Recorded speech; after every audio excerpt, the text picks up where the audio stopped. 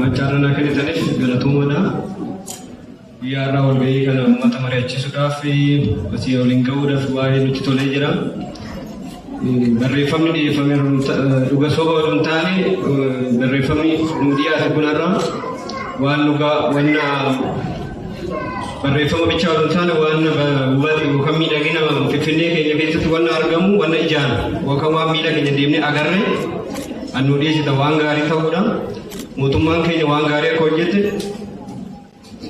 nutti mani jan agarre wanna soba gudunta sanad diyanne gun soba gudunta akka magala kan fifine duguma fifine ada akka muddattu annaga sita la ministeri kenya baay'ee naftulu adde adde chikenya ujini oligani kanamo gama safudan kanamo amararonni okanimo bulchana ana okanimo bulcha magala fudatani ያለ ከፍል ወይዘሮ ማርታ ግን ካንዴ ሁለቴ ሶስቴ ጉዳይ ፈልጌ ይቻለው ተነስታ ከመቀበጫ ቁጭ ብድግ ብላ የምታስተናግድበት ሁኔታ እውነት ይገዛል ማለት ነው። ህዝብ የሚፈልገው ይሄን ብቻ ነው። ከዛ በተረፈ እንደተናገርኩት የብልጽግና መንግስት የሚመርጠው ስራው ነው፣ እንመርጠዋለን። የዛሬ 5 ዓመት አይደለም የወደኛው 5 ዓመት ሊመረጥ ይችላል በስራው። አመሰግናለሁ። በመቀጠል ክብርት ማርታ መድረኩንና ጉባኤውን አክብረው ቆመው በሚገባ ነው ያቀረቡልን ስለሉን ለዛም ጥሩ ስላልተካተተ ነው ጥናቱ ላይ እንደ አዲስ አበባ ከተማ የመጀመሪያው ሮል ሞዴል ቀዳማዊ ልጅነት እዚህ ወረዳ 4 አያት 4 የጋራ መኖሪያ የቤት ባለቤቶች ነው የሚገኘው። ያ የቀዳማዊ ልጅነት ማለት እናቶች ህፃን ቁጭ ብለው ከሚያሳድጉ ቤት ብዙ ህፃኖችን የተወሰኑ እናቶች ይዘው ሌሎች እናቶች ግን ወጥተው ስራ እንዲሰሩ በሚል ነው ታሳቢ። አይሰራም እንደዚህ ተብሎ ነበር። እኛ ግቢ ነውና እስቲ ይሄንን ፕሮጀክት ኦን እናድርገው የሚል ነገር ተናግረን ያ ፕሮጀክት እኛ ግቢ ተሰራ።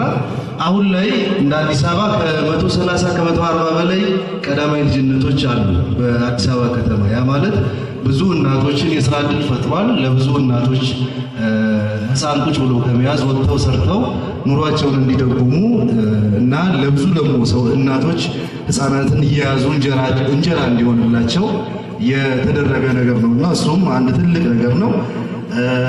ህፃናት ምገባ ላይ ብልጽግና ሰው ተኮር መሆኑን እኔ ለማሳያው አንዱ ትልቁ ነገር የወደፊት የሀገር ተረካቢዎች ህፃናት ናቸው።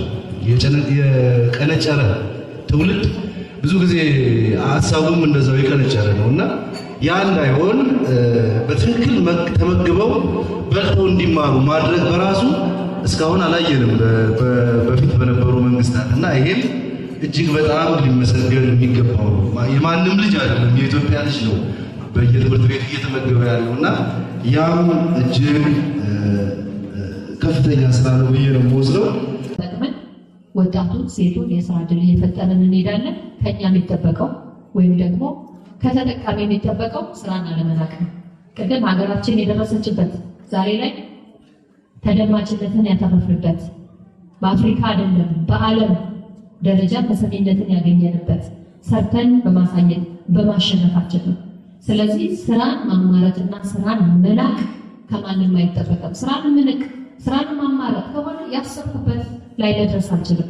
ስለዚህ መጪው ትውልድ ችግርን ሳይሆን በረከትን ልናተርፍለት ይገባል። ያ ሲሆን ደግሞ በተገኘው ጸጋ ሁሉ ገብተን በጋራ እጅ ለእጅ ተያይዘን መስራትና መለወጥ ስንችል ነው።